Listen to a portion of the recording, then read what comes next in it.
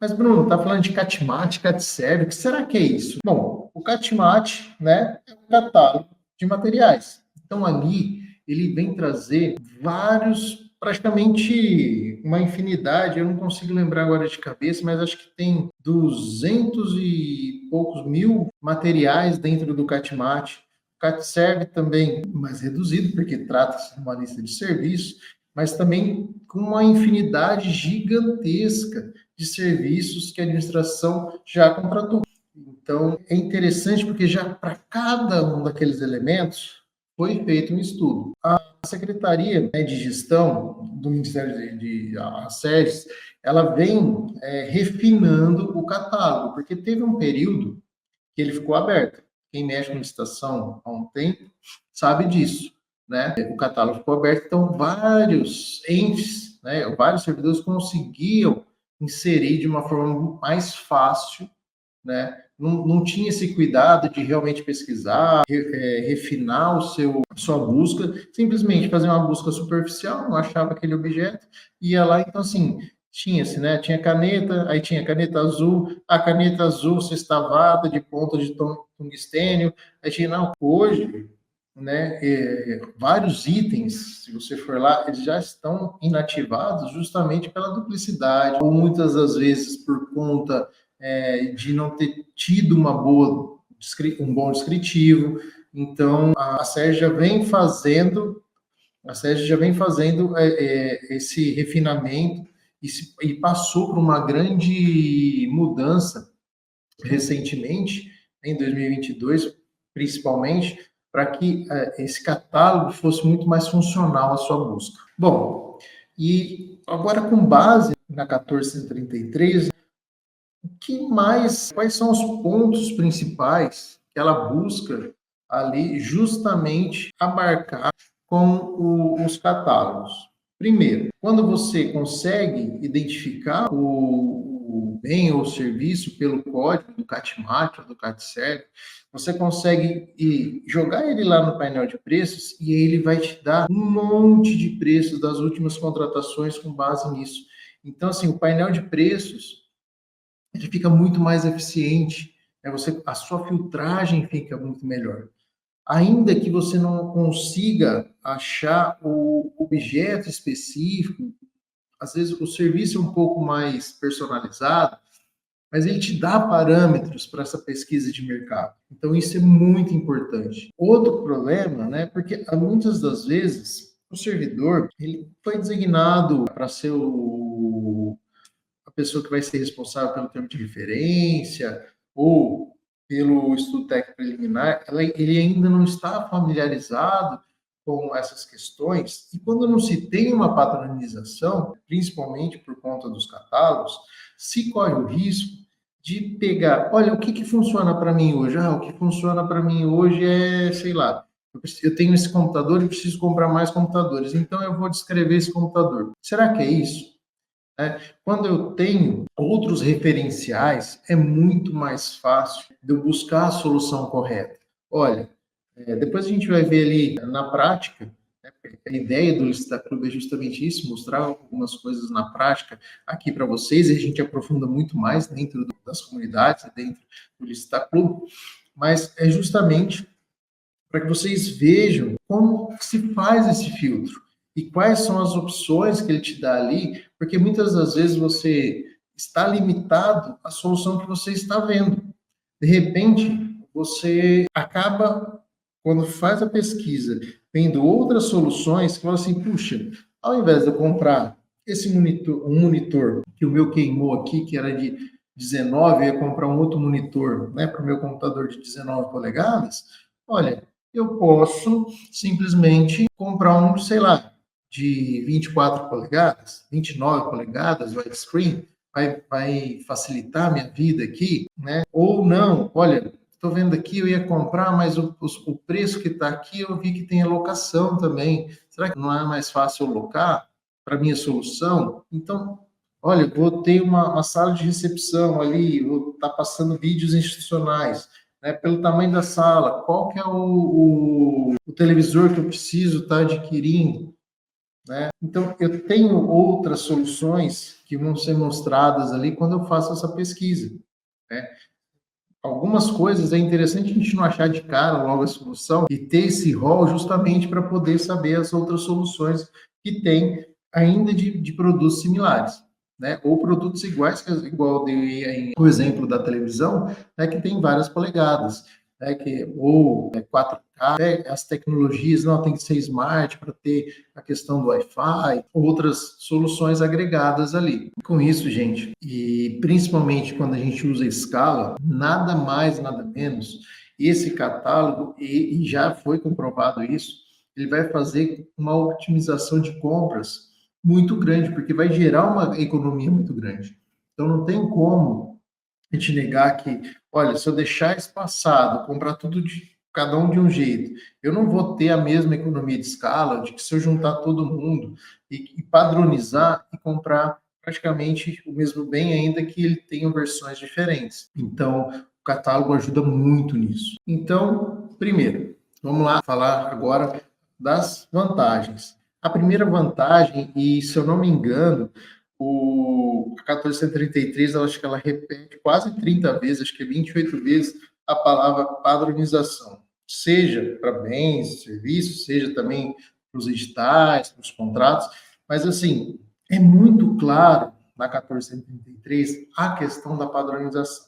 Lembrando que a padronização não é direcionamento, mas pensa bem, quando a gente vê isso no privado, a gente tem uma visão até mais sistêmica de como seria uma padronização, né? A gente vê alguns filmes, ou às vezes entra em determinados departamentos, a gente vê tudo certinho, todos os mesmos computadores padronizados, né? Carros padronizados, várias questões que se exigem a padronização de serviço, olha, a gente sabe que várias empresas privadas, se você for em determinado local em São Paulo e vai ser atendido igual vai ser atendido no Rio de Janeiro, como vai ser atendido em Minas. Por quê? Porque é o mesmo serviço, o serviço está padronizado.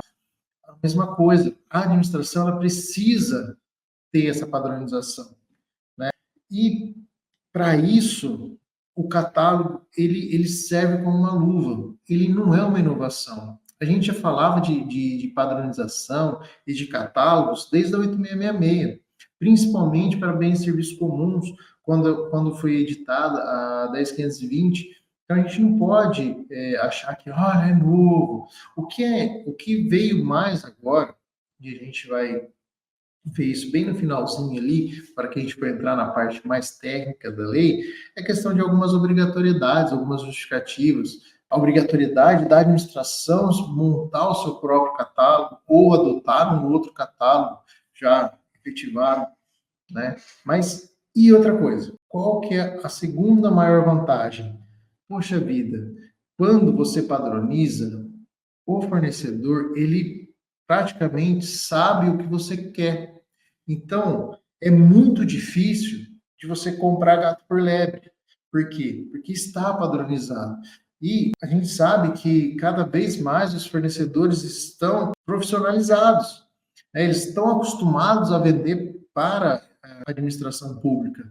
Então, quando você não padroniza desde o do seu edital e principalmente do seu objeto, ele vai ficar perdido. Ele fica perdido na hora de analisar o seu edital, ele fica perdido. Olha, pera lá, ele colocou um código aqui do Catimate, mas ele pegou o descritivo que talvez seja de algum objeto que estava lá na bolsa eletrônica de compras do governo do estado de São Paulo. Não, agora, aí no final, no termo de referência ou o descritivo está diferente. O que vale? Né? Dessas três situações, o que ele leva? E eu já vi isso, já peguei editais com isso, né? Editais que falava, acho que era um computador, se eu não me engano, né? De repente ele colocava um HD daqueles antigos, aqueles tijolão, de repente vinha e falava assim, não, tinha que ser SSD, mas aí o barramento era diferente. Poxa vida, foi uma coxa de retalhos que quando o fornecedor fez o pedido de esclarecimento, ele falou, peraí, o que você está querendo comprar aqui? E é muito disso. a gente precisa ter essa padronização para montar o nosso monstrinho, não. É óbvio que às vezes você vai ter um objeto ali que você vai achar mais parecido com o que você quer e de repente você tem que complementar. Principalmente quando a gente fala em equipamentos de informática que sofre uma constante atualização, novas versões no mercado, né, várias atualizações. Então a gente tem, olha, tudo bem, eu achei aqui que era, né, sei lá, um computador que tinha uma capacidade de processamento assim, mas na verdade eu quero de outro tipo de processamento que esteja mais atualizado. Então a gente consegue justamente isso, né? O que a gente não pode é achar que o catálogo, olha, eu não achei, então vou jogar outro aqui parecido, aí, senão não vai ser catálogo nenhum, né? Na verdade, você simplesmente vai estar burlando a questão da padronização. Outro ponto interessante, com o catálogo, ele facilita demais as compras. A gente vai ver ali na prática, né, do jeito que foi montado tanto o Catmash quanto o CatServe agora na nova versão dele, você vai ter um carrinho de compras, então você vai, é como se fosse um marketplace. Você vai selecionando o objeto que você quer, seja um bem, seja um serviço, e vai adicionando naquele carrinho. E depois você consegue exportar isso. E aí, com esses códigos, você consegue ir lá no painel de preços e fazer uma ótima pesquisa. Então, esse refinamento ficou muito bom, facilita tanto para a administração que está elaborando, seja seu DFT, seja já na sua execução, que você vai fazendo o estudo técnico preliminar e selecionando as soluções de mercado e definindo qual vai ser a sua solução, seja na hora de elaborar o seu termo de referência, onde você já tem definido, né? Lembrando, gente, que muitas coisas você não tem nem que fazer muita pesquisa. Olha, se eu for comprar, sei lá, dipirona, já vai estar ali os tipos de dipirona. Quando a gente vai para a parte de medicamentos, quando a gente vai para produto in natura, né? A gente tem muita coisa já pronta, que não tem que complementar mais. É só ir no catálogo e pegar. Igual eu falei, existem situações, produto eletrônico, né? Algumas soluções tecnológicas, dá um certo mais trabalho. Às vezes você tem que complementar no seu termo de referência, no seu estudo técnico preliminar, mas várias coisas já está pronto, já está definido no catálogo, né? É só simplesmente selecioná-lo ali, ok? E o que acontece com isso? Quando você tem isso, você reduz drasticamente as questões de erros, né? Por quê?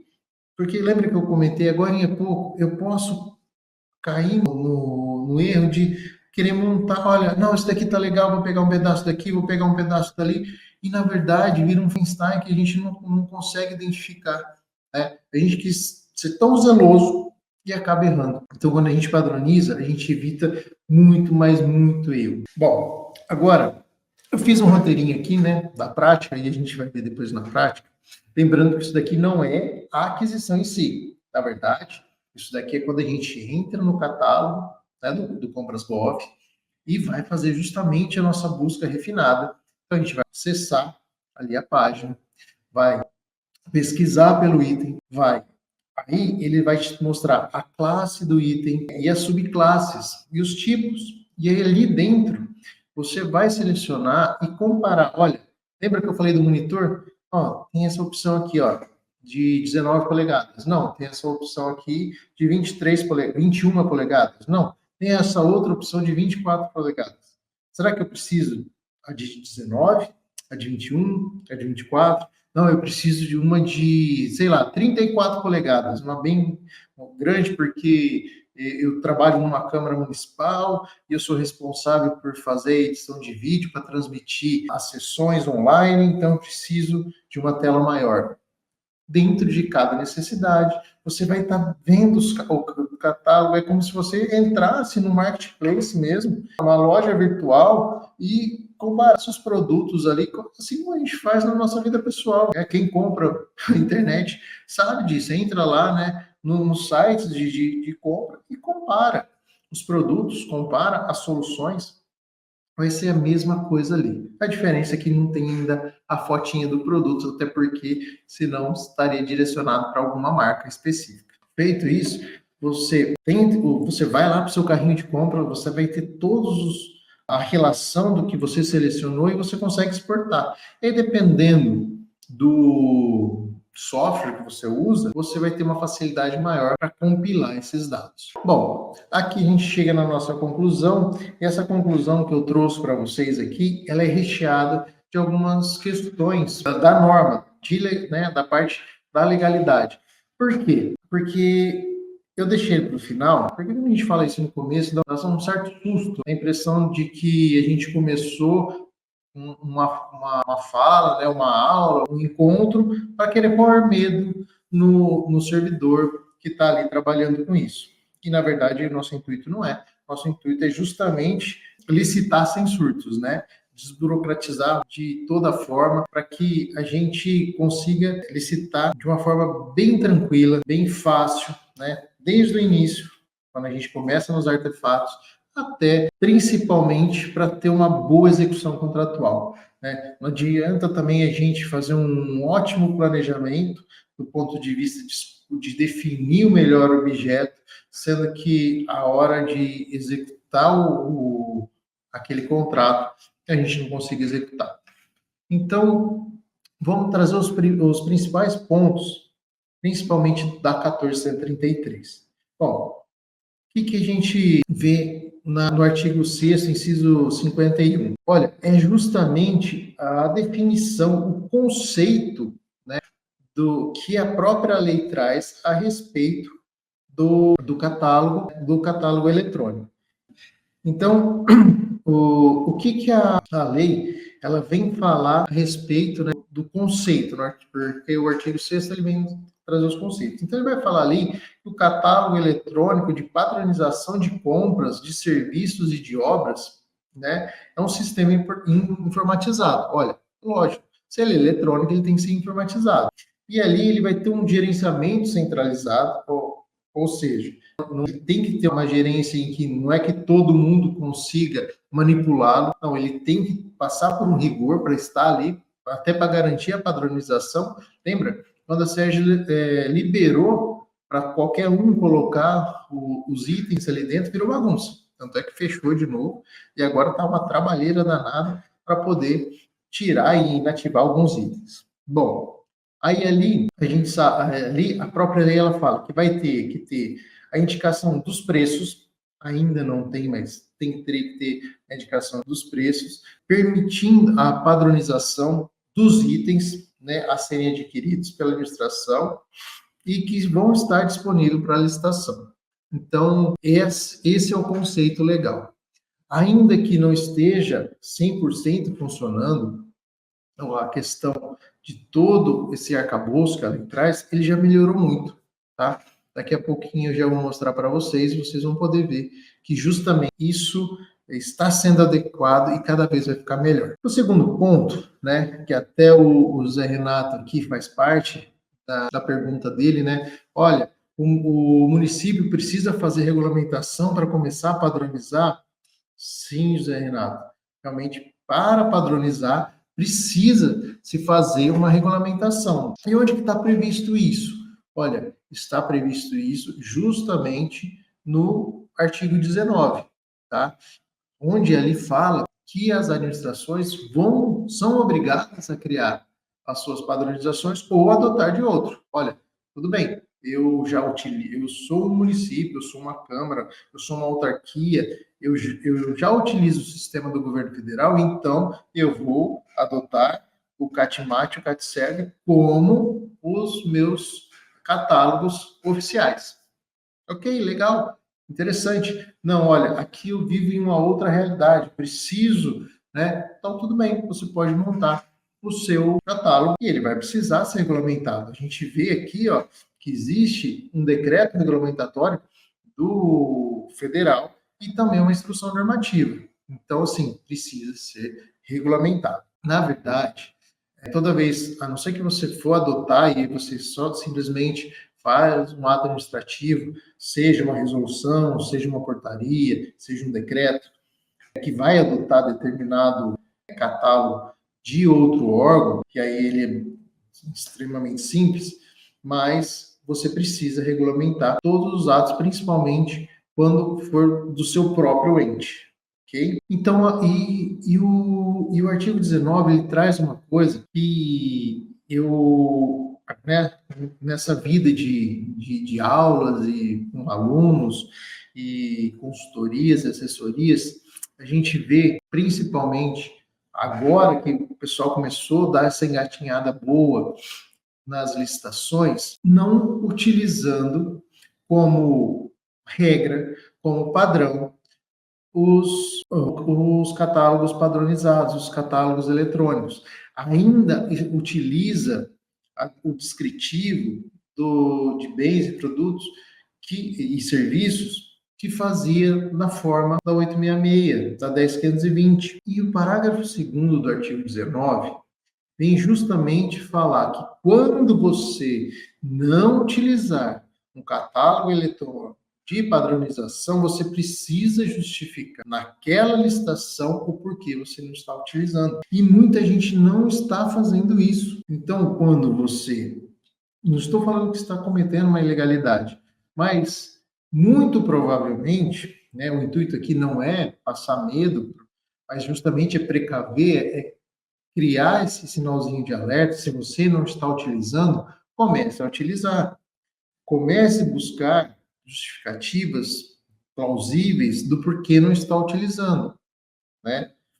Seja porque minha solução era específica, seja porque eu já montei a minha licitação e meu PCA já estava definido, seja por N motivos, mas simplesmente verificar o porquê não está cumprindo essa norma da 1433. Olha, ali ela é bem clara. Se você não utilizar, você precisa justificar, né? Lembra que todo ato administrativo ele deve ser motivado, e a gente sabe que todas as vezes que a lei traz algum permissivo, você precisa justificar, ok? Então isso é muito importante.